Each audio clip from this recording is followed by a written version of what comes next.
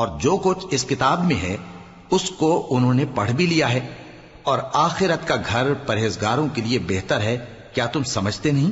اور جو لوگ کتاب کو مضبوط پکڑے ہوئے ہیں اور نماز کا اہتمام کرتے ہیں، ان کو ہم اجر دیں گے کہ ہم نیکوکاروں کا اجر ضائع نہیں کرتے۔ اور جب ہم نے ان کے سروں پر پہاڑ اٹھا کھڑا کیا گویا وہ سائبان تھا، اور انہوں نے خیال کیا کہ وہ ان پر گرتا ہے، تو ہم نے کہا کہ جو ہم نے تمہیں دیا ہے اسے زور سے پکڑے رہو، اور جو اس میں لکھا ہے اسے یاد رکھو تاکہ پرہیزگار بن جاؤ۔